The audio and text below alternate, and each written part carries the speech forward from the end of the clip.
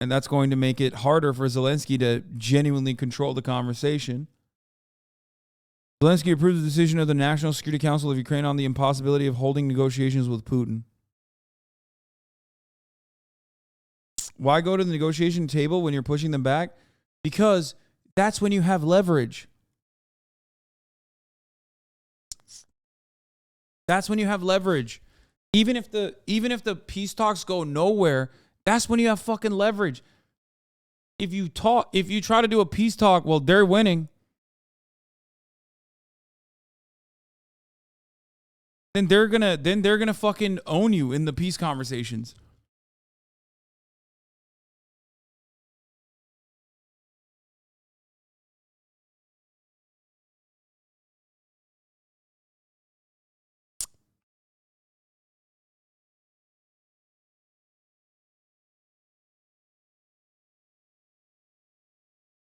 And if like the main goal here is to what? Further destabilize Russia? I mean, here's what the real reason why this is happening, right? Other than the fact that America doesn't really give a shit, they want to keep selling weapons.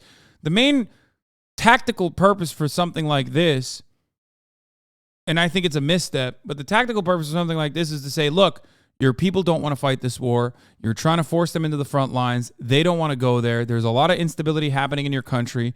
We're going to take advantage of that instability and try to push for a regime change from within. Right? That's the main reason. They're saying, oh, well, I guess like we can talk when there's regime change. Fine, great.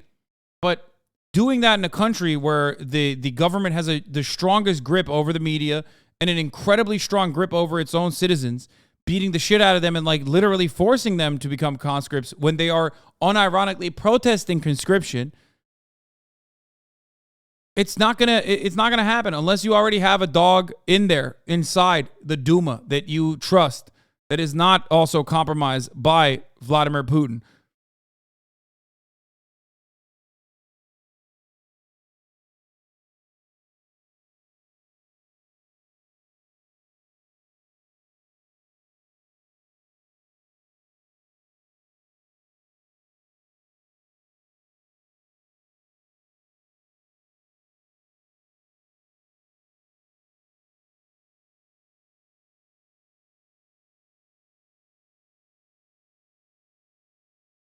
Another side that it's basically impossible for Putin to sell any sort of peace treaty since their internal media propaganda has stressed that they won't negotiate with Nazis, meaning it could be the end of Putin one way or another. No, that's just bullshit. If they're that fucking strong in propagandizing, they could just say, you know what? We actually destroyed all the fucking Nazis in Azovstal, and we took all of the fucking POWs, and that was a major dub for us denazifying Ukraine. And now we're actually coming to the fucking table. And yeah, that's just, you're just describing like they're very good at manufacturing consent, and then assuming that you're not, assuming that they can't manufacture the consent in the opposing way, which they can.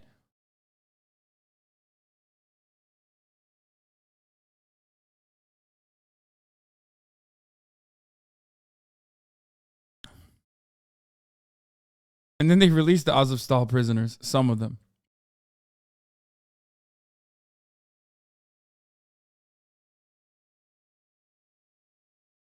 Putin is not someone you can negotiate with. Oh, Faustini's back. Let's hear what he has to say. I know it's going to be riveting.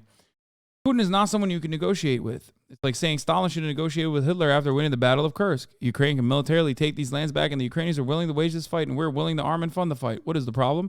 Russia can figure out its own shit. Also, send Snowden to the Donbass.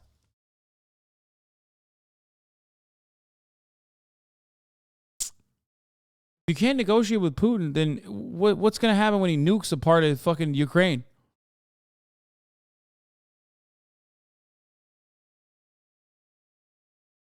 Because the main thing that a lot of people forget is that, like, Hitler didn't have nukes. If Hitler had nukes, we'd be speaking German, motherfucker. The fuck do you mean?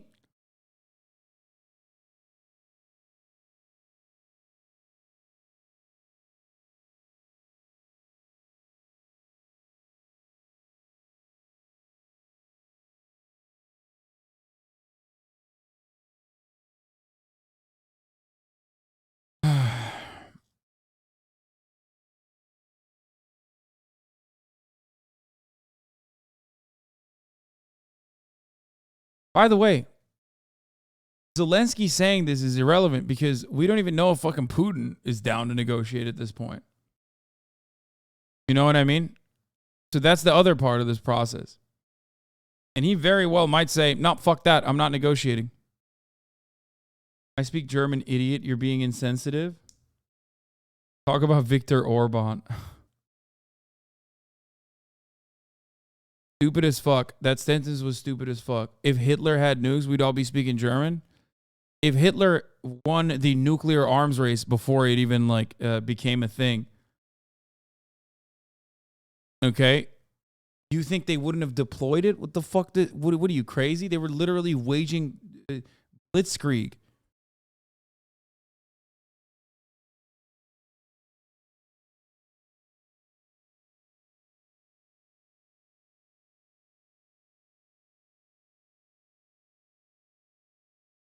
Especially after the most he said on the matter is actually 15% of your country is mine.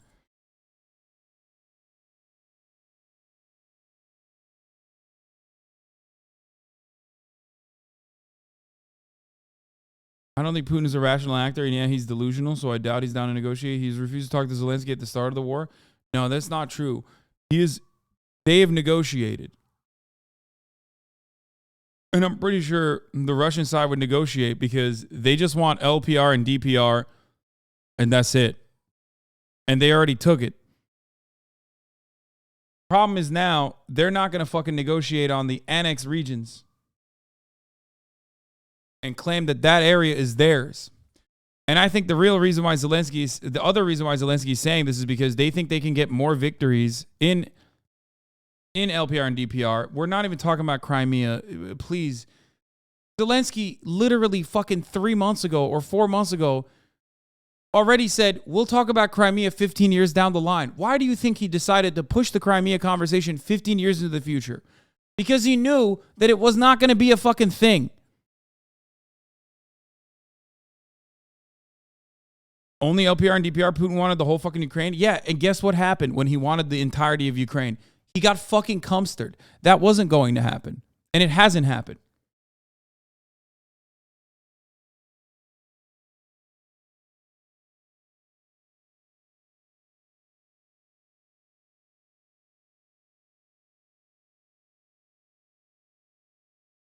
I love if you back down and appease because of nukes, then you just allow nuclear powers to be imperialistic and just threaten nukes the whole world. Well, just guess you have to give them land. Appeasement does not work. No, wait, what? No, that is exactly how this works. What? No, that's literally what Russia's nuclear power or nuclear arsenal is. What? Why do you think they have nukes? Why do you think we talk about nukes ever? Why do you think they didn't do Article 5? Why do you think Ukraine is not a part of NATO? Why do you think America is not literally currently long dicking Russian troops in LPR and DPR? That's straight up the main reason is nukes. Mutually assured destruction. The moment that a NATO force fights and dies in the hands of a fucking Russian military member, all of a sudden you just launched all-out war. And when all-out war launches, nukes start launching.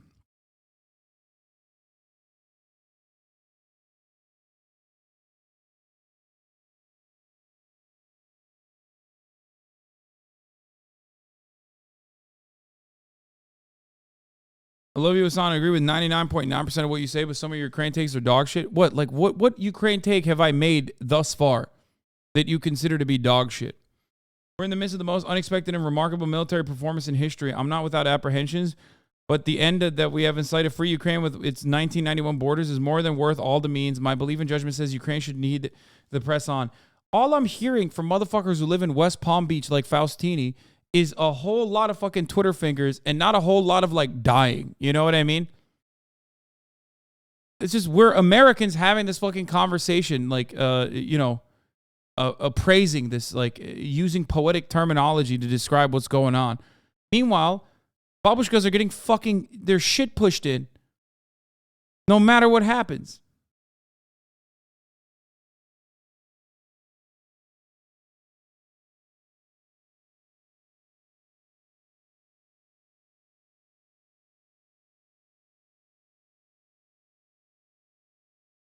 Anyway. Your Crimea take is dog shit. Is all obfuscation and justifying takeover instead of simply saying the invasion was bad. I'm not going to rehash my Crimea takes. I don't give a fuck if you don't like it. Okay, there you go. I've already had this conversation many times. I do also consider other Ukrainian territories to be in an entirely different perspective, in an entirely different place, with entirely different historical precedents. I think that the push of the relocation and displacement of thousands of people and the ongoing war in LPR and DPR, okay, is a separate conversation than Crimea, considering not a single fucking shot was fired when Crimea was taken, okay? That's the difference.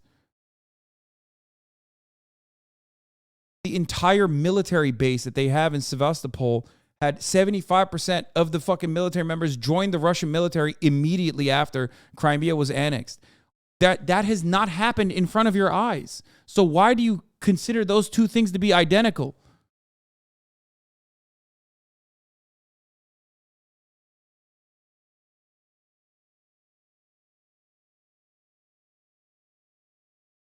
You are trying to bring that into this conversation because you want to have an argument.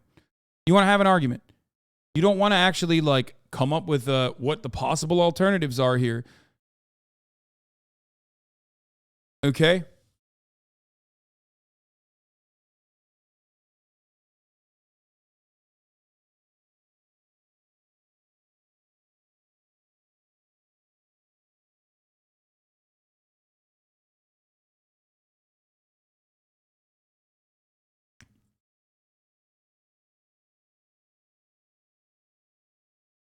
Now, I don't even know if Russia will use nukes.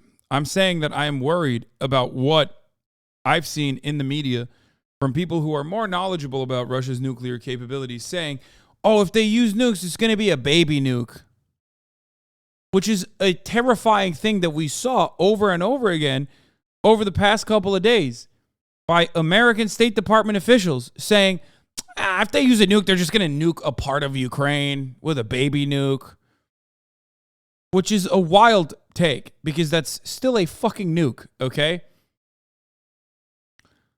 So I don't know why they are so callous with the way that they're talking about it. It almost feels like they're downplaying what they perceive to be like inevitable or something. I don't know. I hope that's not the case.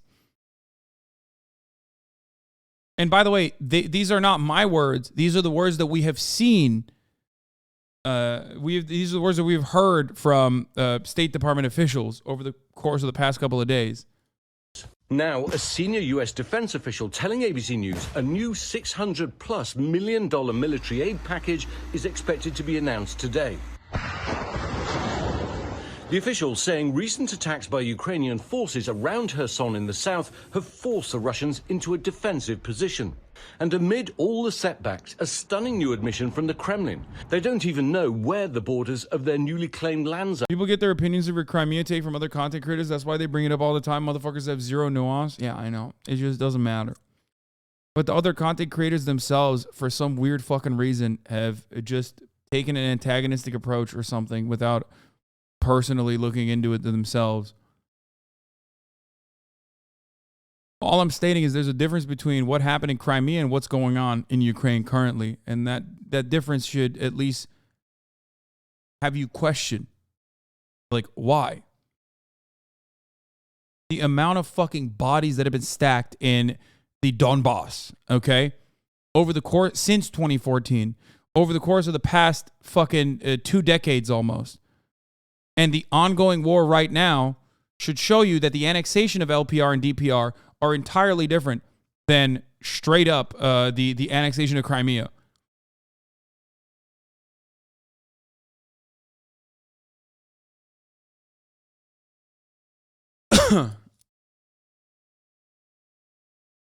Are now. Well, perhaps that's because those areas of Russian control is now shrinking so fast. And after that stunning announcement... So much worse. That's what I'm saying. Yeah, there's a major difference between what's going on right now and what happened in 2014. That is quite literally the main take here, the main takeaway here. Control. And not only that, real life lore covered the shit perfectly. Yeah, we covered it in the beginning. Yes.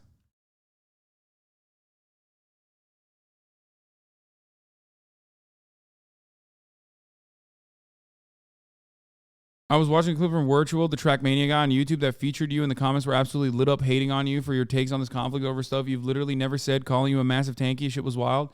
Yes, because people are not in the business of like trying to understand what I have to say. People are in the business of like repeating what their fucking favorite content creator has to say about me. I mean, you guys probably engage in it in a similar way. You have to understand that that's the main reason why people do this, okay? There's a reason why I'm not fucking banned or getting money from the Russian government or appearing on Russia Today regularly like the other people that got banned from every single social media platform, which we can question the ethics of if you want, but that's not what I'm here to do. Okay? Because I'm not pro-Russia. Virtual likes you though. He says you saying this guy's Sigma as fuck as his sub sound. I know, but that's how propaganda works. Okay? I've literally raised hundreds of thousands of dollars for Ukrainian refugees. It's fucking idiotic. Not a single one of those haters will ever in a million years allow you to even bring that shit up because they're going to be like, it doesn't matter. Why doesn't it matter? Because you're just trying to lie. That's it. You're saying I'm fucking pro-Putin. You've been saying I'm pro-Putin from the jump.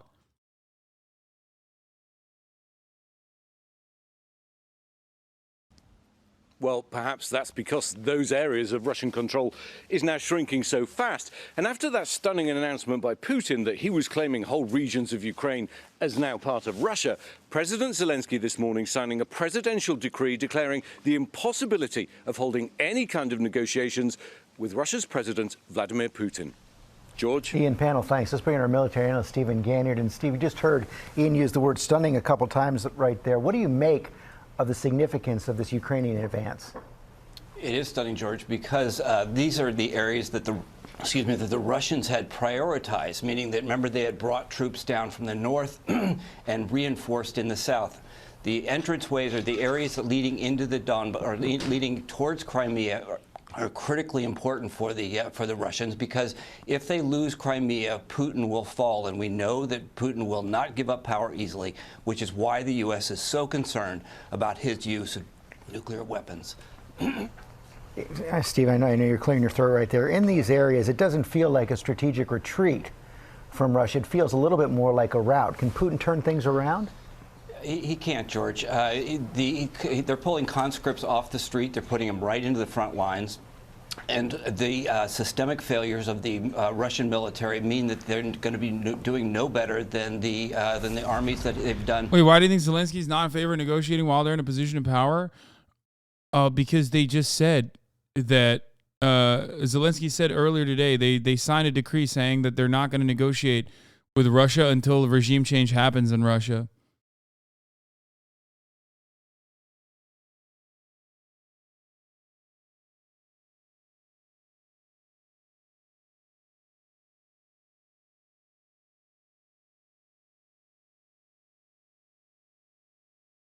You remind me of Rush Limbaugh. Less cancer, though, I hope.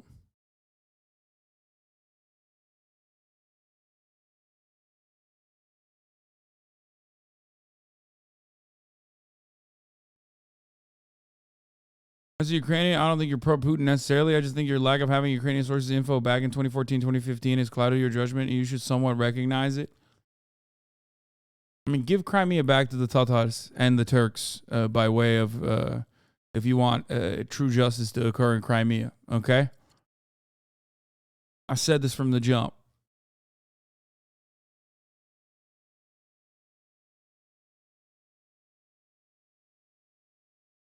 Parents are not funny. It was pretty funny when Rush Limbaugh got it, I'll be honest. No, it doesn't belong to Greece. It belongs to the Turks. Crimea belongs to the Turks.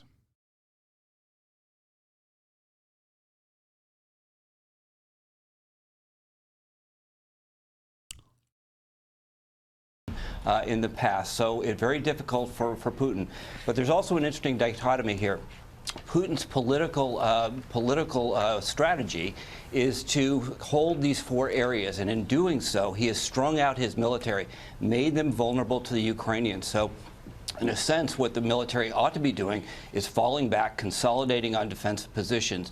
But his political strategy is undermining his military strategy, weakening his military, and leading to these big gains by the Ukrainians in the south. And meantime, any sense of why North Korea is launching all these missiles right now? Yeah, Kim Jong-un doesn't like to be out of the spotlight, so... If you think the Crimean referendum is legitimate, then you would have to believe the recent one's also. Abso-fucking-lutely not. The terms and conditions of the Crimean referendum, which was still under annexation, were backed up by prior sympathy towards Russia and also post-referendum Crimean existence. I've never just said, oh, the Crimean referendum was legit. Like, I never just pointed to the Crimean referendum and went, well, it must be legit. Like, that's why it's wildly different.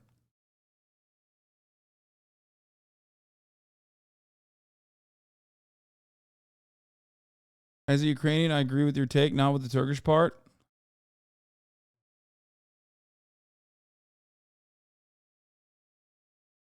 It's not like they were like, all right, we did it. Crimea fucking voted one time and then it's over.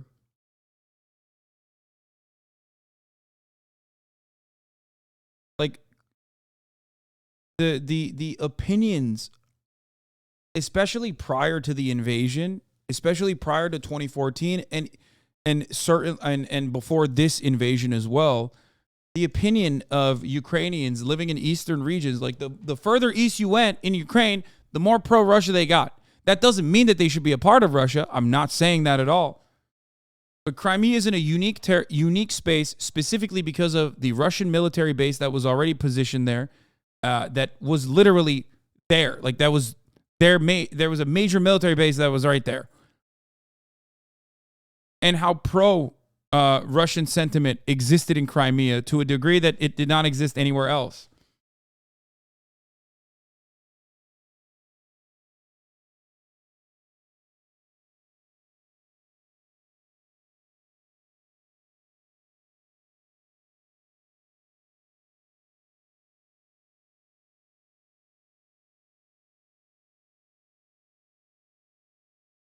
Actual whataboutism in chat trying to slip up our streamer. How have you consistently put up with this shit for 4 years?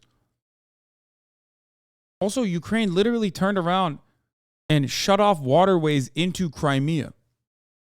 Water that was redirected and built. Waterways that were built under the USSR.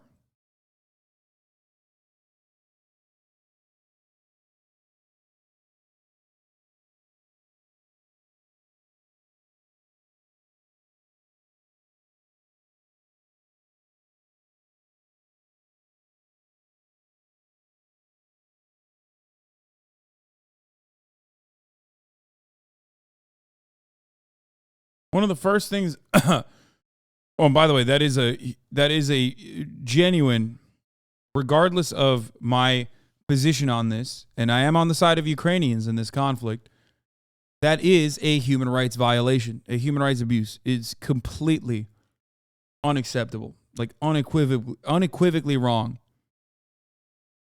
to do that. See, like you say, why can't Russia supply their own people with water? Brother, I don't think you understand how this works. That's not how water works. What the fuck do you mean, dude? Why do you guys turn into like bloodthirsty, genocidal motherfuckers the moment that you're thinking about, the moment that you like have an ideological stake in this fight for some fucking weird reason? That's a crazy ass thing to say.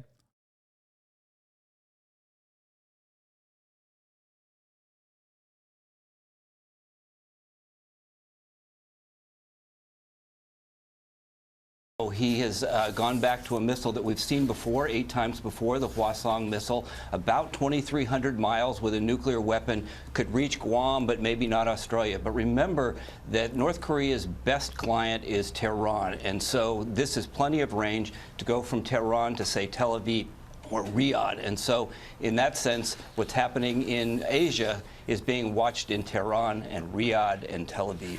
It's all connected. Okay, Steve Ganyard, thanks very much. Well, hey there, Oh my God. These are the same type of chatters that hate anyone with ethnically Russian in their country. Yeah, it's wild.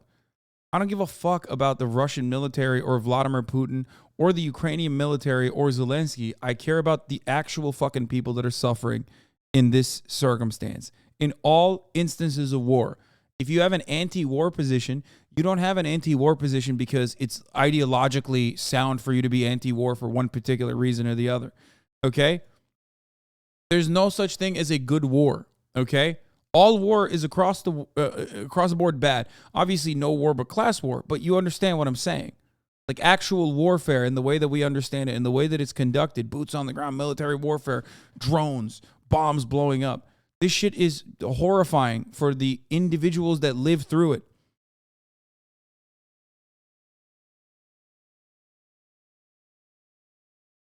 What if the people who are suffering are okay with suffering for justice? I don't think... I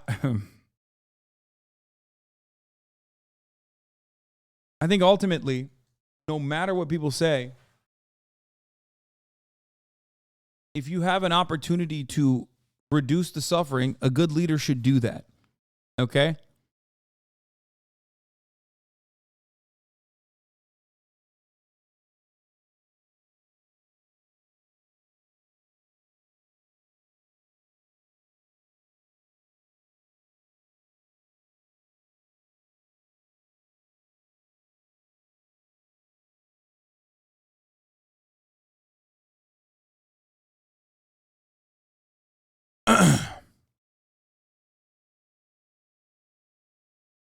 Andrew Tate went on Piers Morgan. What the fuck?